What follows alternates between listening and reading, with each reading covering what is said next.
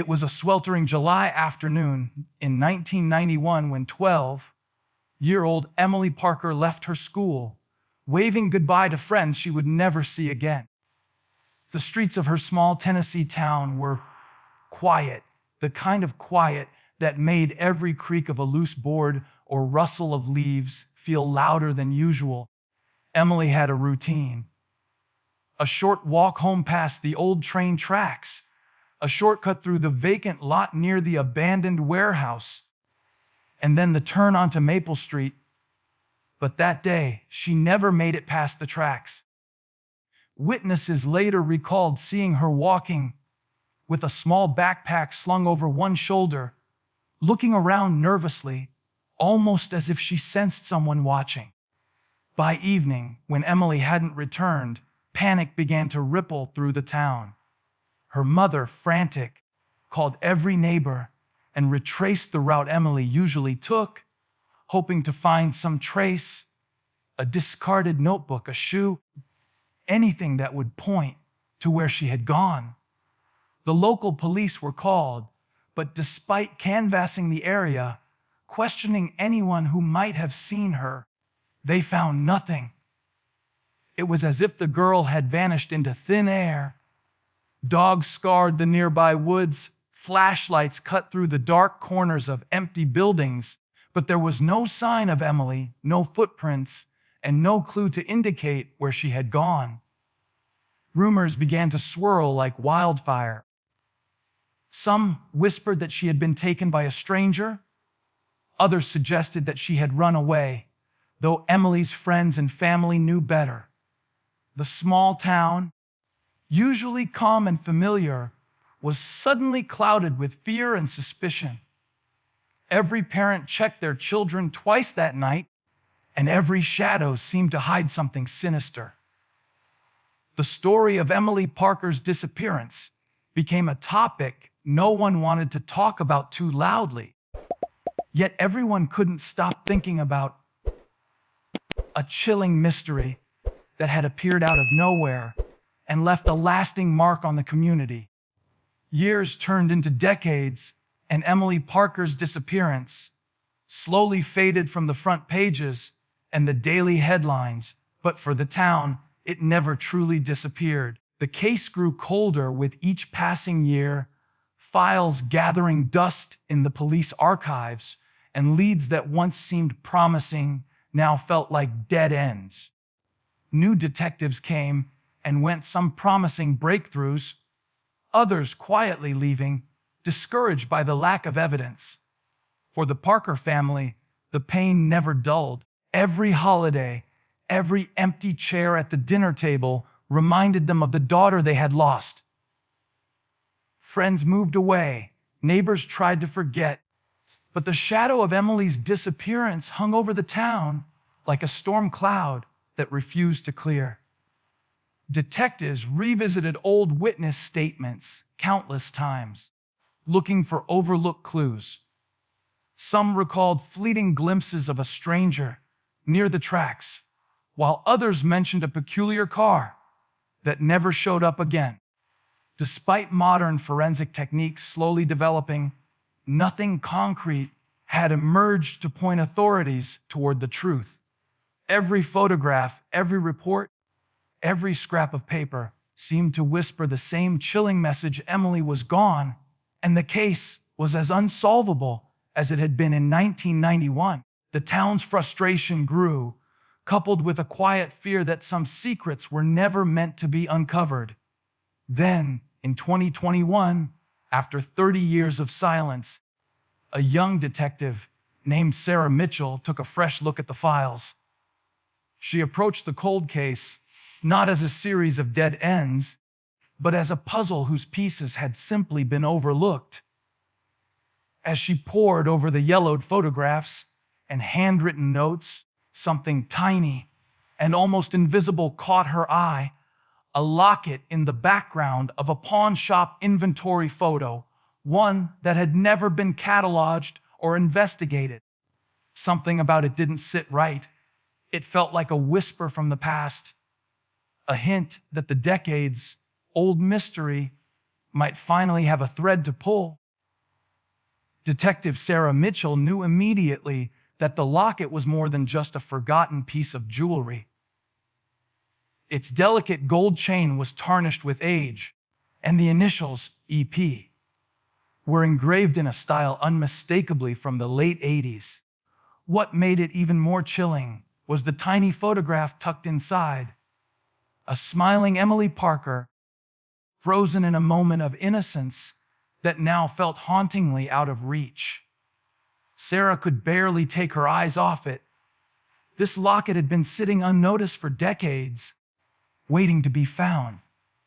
She traced it back to a small, dusty pawn shop on the outskirts of town, a place that seemed stuck in time, with creaking floorboards and shelves crowded with forgotten relics of countless lives. The pawn shop owner, an elderly man with wary eyes and a quiet demeanor, initially claimed he couldn't remember who had brought the locket in. But Sarah's persistence and the weight of 30 years of unanswered questions seemed to shake something loose in him. Slowly, he began to recount the day the locket arrived. A man in his late 20s, nervous and evasive, leaving it behind without a word. The details were vague, but enough to spark a trail, a thread that hadn't existed before. Every corner of that shop felt like it held whispers of the past, as if the locket itself were calling out, demanding to be noticed after all these years. As Sarah held the locket in her gloved hands, she felt a shiver run down her spine. She realized the significance of this discovery. It wasn't just a piece of evidence, it was a connection, a bridge between the past and the present. The pawn shop, with its dusty shelves and dim lighting, became a stage where decades-old secrets began to surface. Somewhere in the shadows of that tiny store lay a clue that could finally bring Emily Parker's story back to light. For the first time in 30 years, there was a tangible lead, one that promised answers the town had been desperate for, but had almost given up on. With the pawn shop locket as her breakthrough, Detective Sarah Mitchell dove headfirst into old records, receipts, and surveillance footage, determined to trace the person who had brought it in decades ago. Using a combination of old-style detective work and modern technology, she began piecing together the fragmented trail. Each clue seemed faint at first. A blurred figure on a long, forgotten tape, a partial license plate scribbled in the margin of a ledger, but gradually a pattern emerged. One name kept surfacing in whispers throughout the case files, a man who had been a person of interest back in 1991, yet never fully investigated. Sarah's investigation led her to surveillance footage from a neighboring shop, taken around the same time the locket was pawned. On the grainy black and white tape, a man appeared, moving nervously, constantly looking over his shoulder. His movements were subtle but deliberate, as if he knew someone was watching or feared that someone might. Forensic enhancements revealed details that had gone unnoticed for decades. The same man had been seen near the train tracks where Emily was last spotted.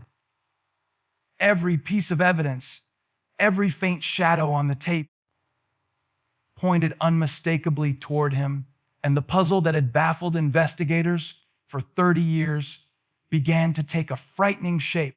Confronted with the mounting evidence, the man eventually cracked under pressure.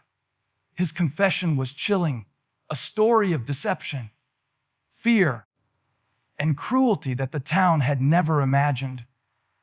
He revealed the locations Emily had been taken, the lies he had told to keep the truth hidden, and the moments that had kept her memory trapped in mystery for decades. Sarah listened in disbelief, realizing that the pawn shop locket, a simple, unassuming object, had been the key that unlocked everything. Every unanswered question, every sleepless night off the Parker family began to make sense in the grim clarity of the confession. After the confession, the authorities followed the chilling trail laid out by the suspect, retracing every step and visiting every location he had mentioned. Deep in an overgrown section of woods near the old train tracks, hidden beneath decades of leaves and debris, they discovered remnants of Emily Parker's belongings. Each item told a fragment of the story that had been buried in silence for 30 years. A faded notebook, a torn ribbon from her backpack, and pieces of the locket she had once worn around her neck. The discovery was both heartbreaking and necessary, a grim confirmation of the truth that the town had long feared. The Parker family, now older and carrying years of grief, were brought in to identify the items. The moment was heavy with emotion, their faces reflecting the pain of loss and the bittersweet relief of finally knowing what had happened. The townspeople followed the case closely, their curiosity and sorrow mixing with a cautious hope that justice would finally be served. For decades, Emily had been a ghost in their memories. Now, she was a real story with a real ending, one that demanded acknowledgement and remembrance. The evidence collected not only provided closure, but also served as a reminder of the fragility of life and the devastating effects of unsolved mysteries. Even after the case was officially closed, the impact lingered. The pawn shop locket, once overlooked, became a symbol of perseverance, the small but vital clue that had reopened the investigation and brought light to a darkness that had overshadowed the town for generations.